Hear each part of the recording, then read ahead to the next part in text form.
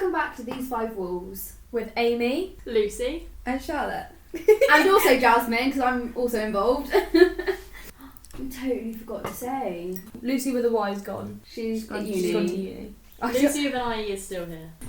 And Johnny's here too. Oh, I'm here. Yeah, I am here. We just wanted to say... We might be talking about stuff that is sensitive and hard to listen to, so just be careful of who you're with and what you're doing. And if you do have any problems, then send us an email.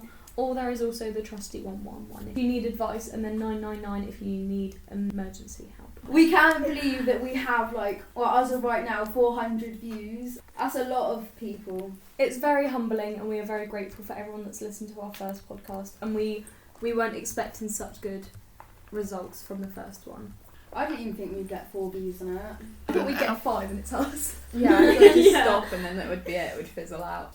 So the first podcast went out. How has that felt for you to put your stuff out there and not knowing who's going to listen to it? Hella scary. Overwhelming. Hella scary. Yeah, terrifying. I mean, I had Instead someone of- come you up to went- me and be like, "Oh, are you doing a podcast with Amy? Is that you on it?" And I was just like, "Oh hell." But have you felt like it's just out there and people have just contacted you to say, "Oh, that's amazing. Oh, I didn't Yeah, even know I've that you would had- listen to it." Yeah, I've had some feedback from people that I wouldn't have expected to hear back from. People that I wouldn't have expected to listen to it. They've messaged me saying, "Oh, well done, you've all done a really good job," and it's just kind of be like, "How do you know about it?" Yeah. And then And it's it's like, like, "Oh, yeah, "Oh, we no, shared it." anyone in the world can listen to it." Yeah. Because I suppose the whole point of this is to reduce the stigma of mental health, to get your story out there, and you're doing that in... The most public way. Yeah. Really. And so you telling your stories, I suppose, helping people maybe talk about theirs. Like, I know people who have shared with me about their mental health stuff that they'd never spoke out before, but because they've listened to your podcast, that's been their reason for talking to me about it. I saw something really lovely the other day, and it said, "One day you will tell your story of how you overcame what you went through, and it will be someone else's survival guide." And it really made me think of this, and it's like we're using everything we went through to kind of give people the tips and information of how to get through it. Just doing something like this, free it in your own mind, like by sharing it, lift a burden for you in a way, by going, "I've spoke about it now, it feels like it's out there, I feel a little bit more like it doesn't belong to me anymore, other people can connect with it." I don't know. It's helping me process everything I've gone through, and it's not really helping at the moment because it's still very raw and fresh, but it's helping me kind of untie it a little bit and understand it more and just process it. And so I guess it would, as it progresses, it would help me. I just like talking. That Really? surprises me. But talking about personal stuff that people are now going to listen to. I can sort of disconnect Detach from myself it, from yeah. my stories, so I can just be like, "Oh, I'm telling someone else's story." That's how it feels. Yeah, Oh, I know what you right. mean. So because I've told my story to so many different workers in so many different areas that it's just You're just it's repeating just it, a story yeah. now. But that's in a different environment, isn't it? That's within a But it feels like professional the exact context. same. I with my story, I can literally say it to anyone, and You can just detach from it in the end, I think. you say it so many You times. can't that have to. Yeah. Because Yeah. if you lived every day "Oh, this is what I've gone through," me personally, as a young child, I think it would eat you up. It would absolutely would. Yeah, destroy you can't live your life feeling sorry for yourself. Yeah, and As, feeling as bad as that sounds. and living the trauma every single day. You've got to disconnect yourself from it sometimes. Be that point, doesn't it? Mm. What if people have listened to this and they're like, "Oh, I really want to tell someone now, but I don't really know who to talk to or where to go." I think What's that's the next email, step? Yeah. That's the email. Yeah. But someone to listen to them and have that can converse with, not an email could be fine. We No, know it's dependent on the situation, isn't Yeah. it? Yeah. We genuinely want to help people, but haven't got anyone else. Yeah, haven't been as fortunate as us with being able to go into CAMHS and adult services, and haven't got that support and guidance.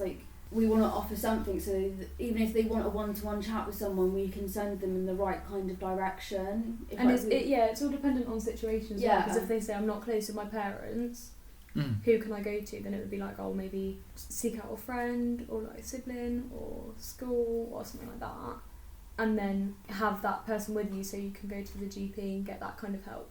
But if it's "Oh yeah, I'm really close to my parents and I understand mental health," then it would be "Well, that's where you go."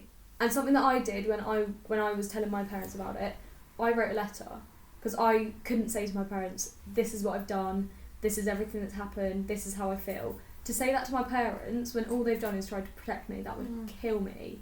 So and it just the thought of it made me feel sick. So I wrote it all down, and it was just as horrible. But I didn't have to say it, and they didn't have to hear it. They can kind of process book, it. Isn't it? Yeah, and they can read it in their own way, and then that's something that I would highly recommend if you're going to tell your parents or someone like that. Just write a letter. And I actually did that with school once. At my old school, I wrote a letter, did that as well. and then I went up at lunch and it was still in the same place, so I took it back.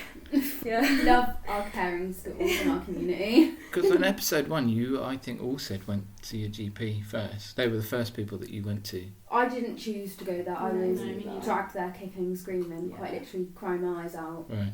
Because a girl that I went to school with, her older sister self-harmed, and I told this girl, and she told her mum, who told the school, who both of them told my mum, because they're really worried about me. And the mum was like, is this true? And I was like, no, obviously not. So I was in like year 7, and I was like, lol, no, self-harm. Yeah. And then mum was like, right, go into the doctors. And I was like, no. I'm fine. And really, I'm quite grateful that she forced me to go to CAMHS for a People don't reach good amount out. of years. I dread to think what I'd be like if I didn't Get help. Yeah. Really? Yeah. It's scary. So if support hadn't have been there, I dread to think, even though the support I got was shockingly shit, I dread to There's still think. like a level of comfort. Yeah, I dread And like to my think. parents as well. If they hadn't been so like supportive and literally like they held my hand through everything, if they hadn't done that, I would probably be like. My like, I would probably parents be dead. reacted in the complete opposite way when they found out I was self-harming. so even though support wasn't great that you got as a result of having to go, Eventually, it was better the support than- I got was good. Mhm. I think it makes you kind of face it yourself, because when you're in that situation, you avoid it. At all It makes it costs. real, doesn't it? Yeah, it's It kind of really like, does. oh my god, I need to kind of do something Yeah. about I it. kind of like have to like, it's weird to explain, like, because obviously I was like 12, 13 at the time, kind of had to do what my mum said. So she dragged me to these meetings and like, I was like, oh whatever, I'd talk I guess. And then like, once you start talking, and then It shocks you when you say it. When you say things that have happened to you and things that you've done, it like actually like for me personally, when I say like the first time I ever said it out loud, like oh yeah, I've hurt myself, I was literally like, I feel sick. And like I never expected those words to leave my mouth. And they were like, oh, how old were you? And I was like 10. That is messed up for like a 10-year-old. Well, I don't know. Just saying it now makes me like sweat. It makes me feel weird. But it's just, I don't know. It's just like saying it makes it so real, and getting the help makes it so real, and it's like it's not just a kind of bubble that you're stuck in. It's actually like reality. even though getting help is really difficult, that's the first thing I say First like step, you yeah. need. Until you start talking about it, you're not going to get better. And until you face it, you're not going to get better. It's not until you face it that you realise how unwell you actually are. And then when you realise that, that's when you're like, oh no, I don't want to be this unwell. Yeah. So young people come to CAMHS and they say, I'm not ready for support, I don't want to talk about this yet. So that you're saying that's okay? Yeah. You got to do it, and you got to want to have help. Yeah, you can. If you don't want help, you can't get help. That's like someone saying, I don't want to stand up. You can't force them to stand up. I was saying that to my friend the other day because she's really unwell at the moment and she doesn't want to recover, and the only way she can recover is for herself. They get complacent and they're like, oh, I'm sad. That's just the way it is. That's who I am. I'm comfortable in my sadness, and that's how I'll stay. And people stay like that for years and years. They'll just stay in that, like, I deserve this. This is what I deserve. I'm comfortable with this. I'm used to this. And I was like that for a really long time. And it took like a lot of bad things for me to realise this isn't the life that I want for myself. But not everyone's as lucky to like realise that. Especially so early on in life, because people hit like 50, 60, they're like, oh my god, I've spent my whole life being sad. Is that because the person that you meet you don't connect with? Is that a big thing? I think it's like the person you meet, like your worker, your age, The headspace that you're in at Yeah, the time, your if you're open mindset. to help. the people that you surround yourself with as well. Like everything plays a really big factor in getting that like first step into getting help. There's a lot of factors that play into it, and you just gotta want it. or be forced into You've it. got to fight for it Yeah. though. You've got Really to fight hard, for yeah. it every single day, and it's surprising just how much you've got, like how much effort you've got to put into it. And it's so like easy to just be like, you know what, I've been trying to get better for years and I can't, so I give up. And you just kind of go back into that. Yeah, you just start from day Headspace, one. yeah. pretty much. To turning up for appointments, even though you don't want to be there, you kind of I have don't to think fight it. anybody wants to sit there and talk about how shit they think their life is and how shit everything is. No one wants to sit there and just talk about negative stuff all the time. Like, no one wants to do that. I don't think anyone Facing wants the to be demons. in No one wants to therapy. do No that. one wants that. It's not always going to be enjoyable and happy and not overnight. Because you don't think things will get better? Because you're in that mind frame of, I can live my life, I can function just about Barely. with Yeah. my life as it is. I need to talk about this right now. Yeah.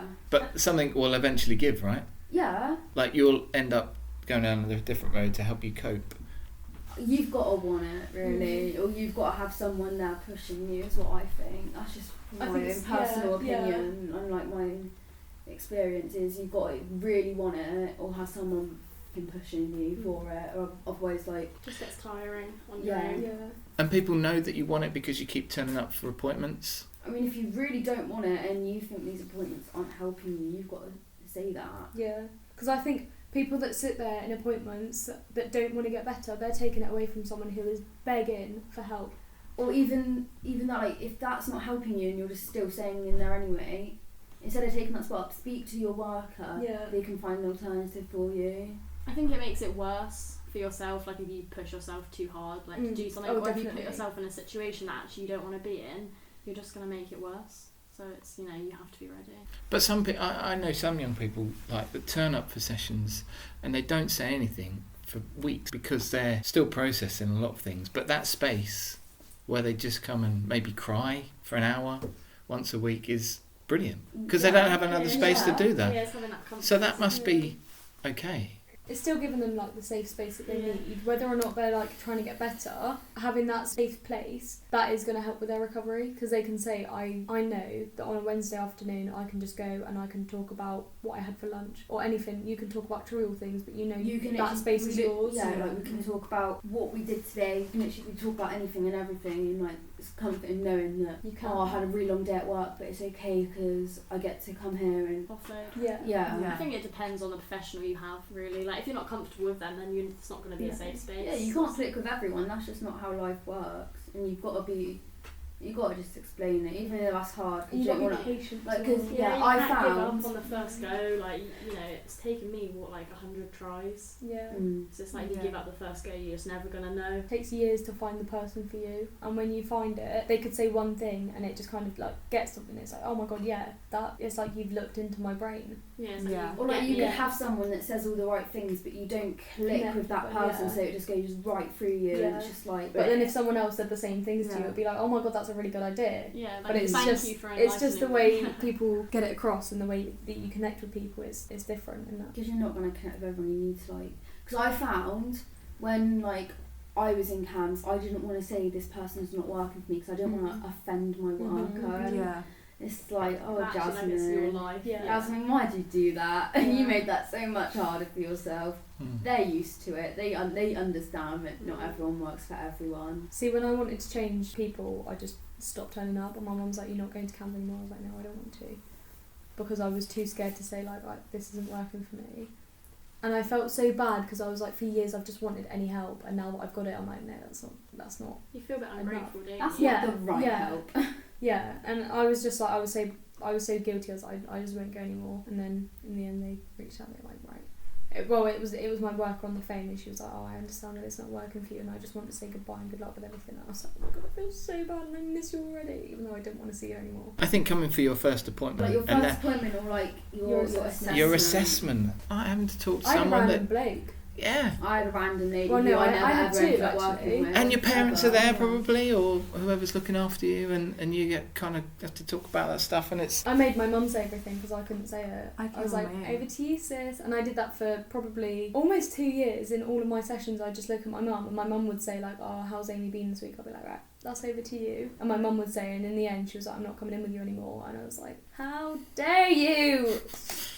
I can't do this," but I could, and I did. But literally every session, I'd just be like, "Mum, So that would have never worked for me because all my emotions just come out as anger. Yeah. I could be happy and then I'm like beating a lamp up. Yeah. No, I could be was the sad, same. I'll be like shouting at everyone. I could be excited, I'll be shouting. I'm sad, shouting. Angry, I'll probably cry instead. Yeah. So there'll be a lot of adults and young people that listen to this, and they're probably buried quite a lot of emotions that have happened across their life. And they've gone, no, I don't need to talk about that. I don't need to talk about that. And then they listen to this and they go, oh, I probably do need to talk about that, but I don't trust anyone. Is it just If someone said that to me, I'd be like, Childline of Samaritans. Yeah. Because that's basically anonymous, but it was actually talking to a real human on the phone. Or like on their little Childline, on the text thingy they have. I think you can do that on the Samaritans now as well. You can like text them. That's exactly what I'd say. Then do that because, well, if you're not ready to talk face to face with someone, you can talk to a stranger because like if you don't trust them, they don't know you to tell anyone. Yeah. Not like they would anyway because they can't. Yeah. Plus, you say it once, and it makes it easier. Yeah. The other times you have to. So it's just that first time of admitting something that isn't right, and it's so hard to maybe talk to your partner or anyone else in your family I think about it's a it. fear that people won't understand. That's what is Or really. they'll tell you to like brush it off. Attention It's like, seeker, like. It's just all a these rough things, patch. yes. Or you look It's weak. really not. If you're a guy, Yeah. you'd maybe look Yeah. weak Yeah. in front of your friends and go, what? It is just a fear that people, for me it was anyway, that people just wouldn't understand, people wouldn't get it, they would just think I'm a loony. And in my head, like, if they thought I was a loony, they put me in a padded cell with like boxing gloves on for the rest of my You're life. not that lucky. It's not that easy, is it? Oh, I've got a good thing, and this really helped me when I was sad. I would, if it was sunny, I would go and I would sit in the sun and I would just feel the sun on my skin, and it was kind of like a reminder that I was alive. It's kind of like a grounding technique. Yeah. Can I just ask one question before we move to the fun Yes. facts? So you just mentioned about being in, like, going and sitting in the sun, didn't you? Like, having the sun on your skin. Is it okay not to talk about emotions but still look after yourself by doing things that help with your mental health in a positive way?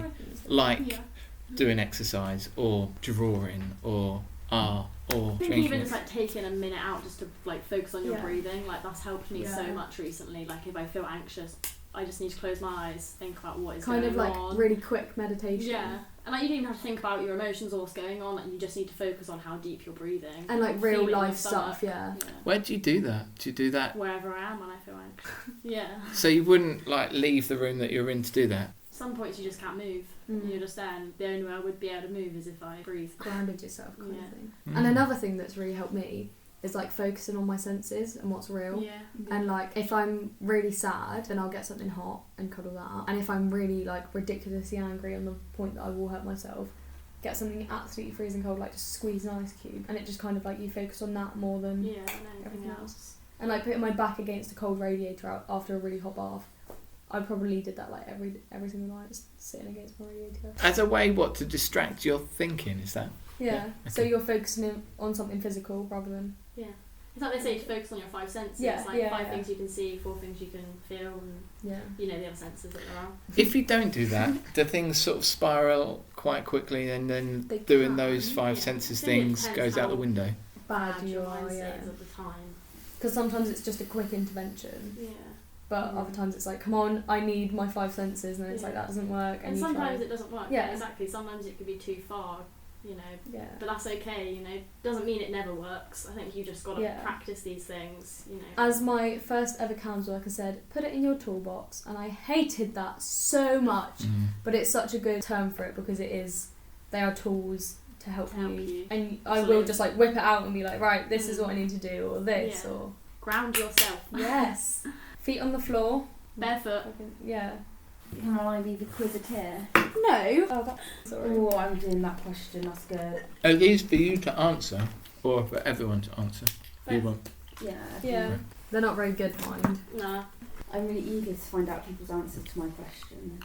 You got one, Lucy? I got one. I just want to know what you guys would answer because Yeah, same as I've been mine. talking about this topic a lot recently, actually. It's very close to my heart. So. If you only had 24 hours to live, what would you most want to tell someone? I'd want to say thank you to my parents, I think. That would be my...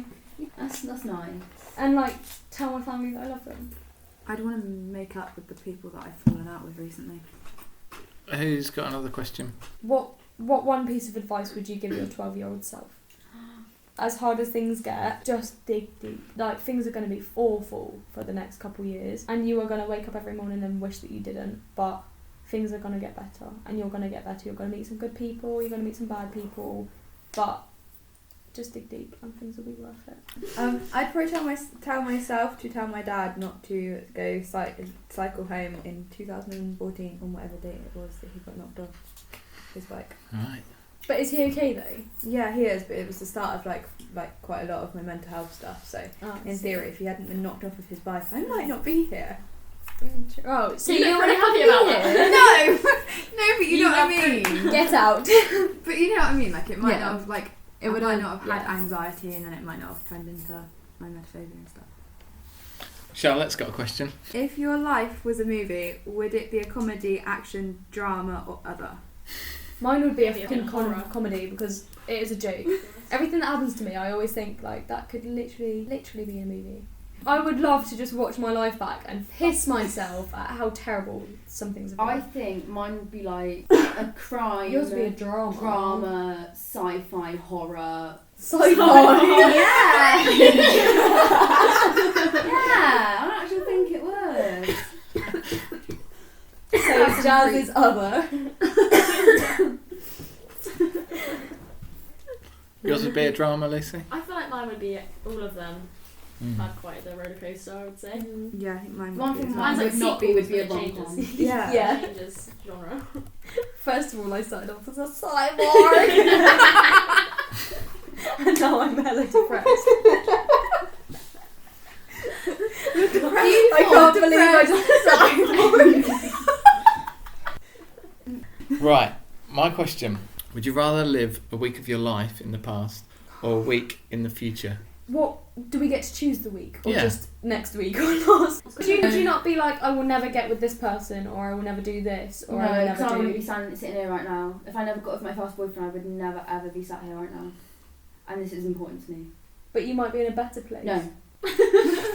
You remind me of a question that it was in an interview. One of the questions is, if you could change the CAMHS service in any way, what would you do? And someone answered that I would make everyone's problems disappear, so they didn't have mental health anymore. And this young person went, hang on, I wouldn't want my problems Yeah, to keep have mine. disappeared, Yeah. because it's part of my journey, it's part of my life, and it's made me who I am.